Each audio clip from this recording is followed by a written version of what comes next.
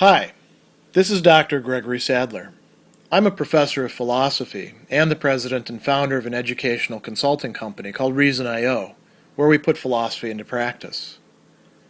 I've studied and taught philosophy for over 20 years, and I find that many people run into difficulties reading classic philosophical texts. Sometimes it's the way things are said or how the text is structured. But the concepts themselves are not always that complicated, and that's where I come in. To help students and lifelong learners, I've been producing longer lecture videos and posting them to YouTube. Many viewers say they find them useful.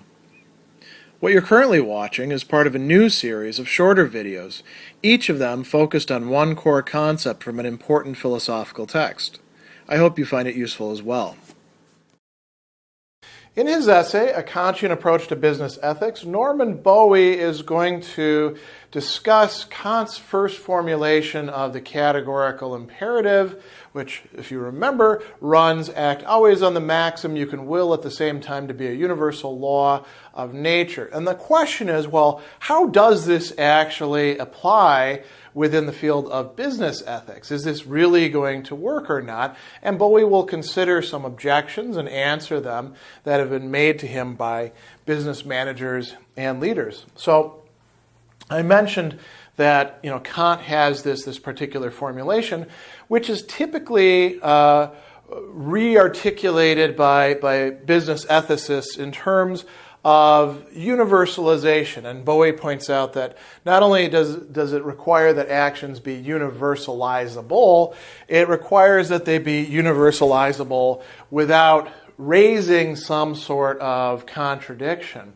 So a prime example of this, according to Bowie, is Kant's own example of making a lying promise in order to get money that you need, but you have no possibility or thereby intention of paying back. Would it be okay if I find myself in difficult circumstances? Think about, for example, a business that's likely to go bankrupt if they don't get an influx of money coming in, but they probably won't be able to pay that money back. Or a business that's just trying to extend its horizons out further so that they can keep on paying their employees for a few more months.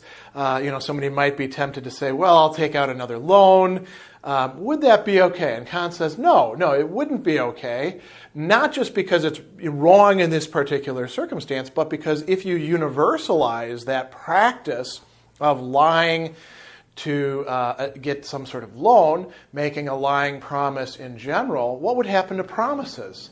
Nobody would believe anybody because everybody would feel themselves, perfectly, ethical or fine or prudent if they abandoned the promises that they made. And after a while, nobody would make any promises. So it would be, in some ways, a self-defeating action on a grand scale without one actually realizing how self-defeating that was.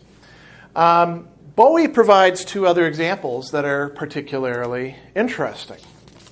He's got one about stealing on the part of employees. Now, it might be tempting to steal just, because one likes stealing, one likes benefiting oneself at the expense of others. But what about an employee who's getting treated badly? Stealing sometimes is a way for them to deal with their negative feelings about the firm and the situation that they're placed in. So suppose an employee angry at the boss for some justified reason considers stealing from the firm.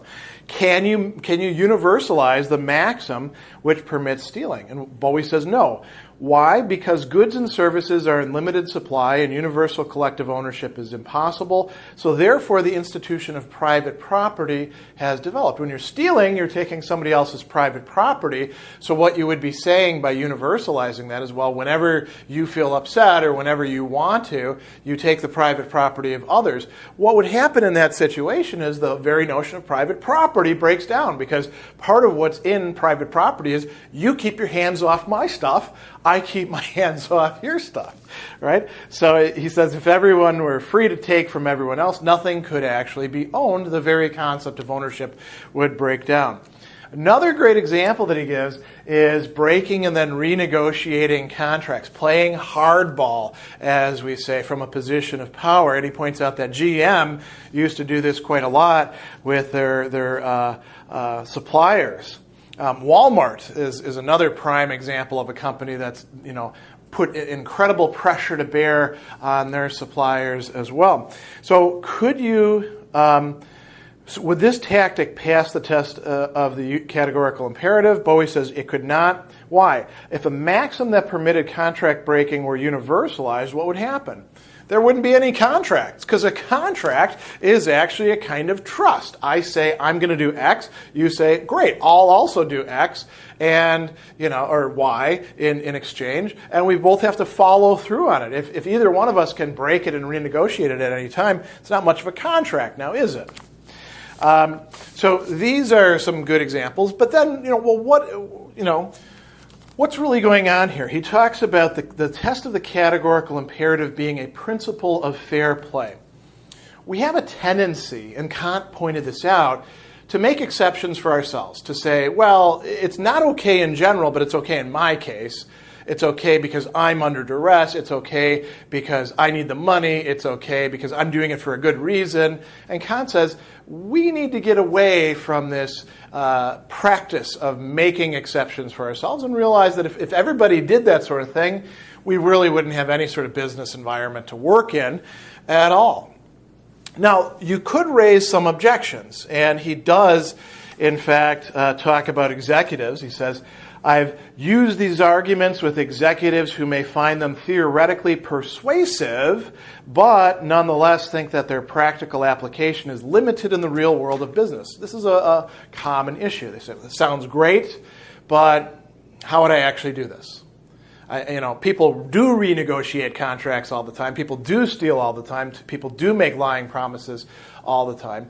And Bowie points out something kind of interesting by way of 3 different examples. He says, when on vacation in Ocean City, Maryland, my favorite seafood outlet had a large sign on the wall saying, we do not cash checks, and here is why. Below the sign and nearly covering the entire wall were photocopies of checks that had been returned with insufficient funds stamped in large letters.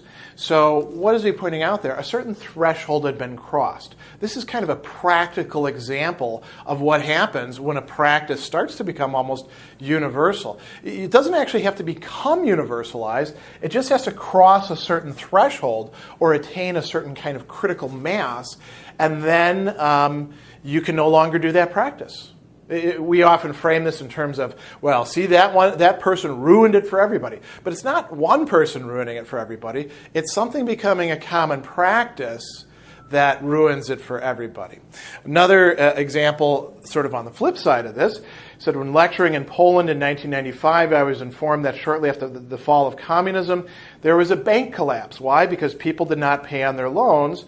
Experts generally agree one of the impediments to the development of capitalism in Russia is the failure of various parties to pay their bills. Again, if you can't count on people following through, you can't attain the threshold or critical mass that's required in order to have an environment of trust in which business can actually flourish. Another great example that he uses is that of Hong Kong. He says there was a lot of speculation regarding the future of capitalism in Hong Kong now that the Chinese have regained sovereignty there. Why? Because Hong Kong had a legal system derived from the British that enforced contracts. The legal system in mainland China is much more oriented towards political influence. You might say that there's also a greater degree of corruption there. There's kind of a balance back and forth. There's always anti-corruption measures going on, which tells you there's a lot of corruption, right? So could Hong Kong really survive as a thriving major center of business practice? A Kantian, he says, would agree with the economists here. Hong Kong would lose its premier standing as a commercial center and suffer economically if it went the way of mainland China. So each of these doesn't show us universalization, but it shows us something sort of tending towards universalization. And this might help us wrap our head around what Kantian capitalism would look like.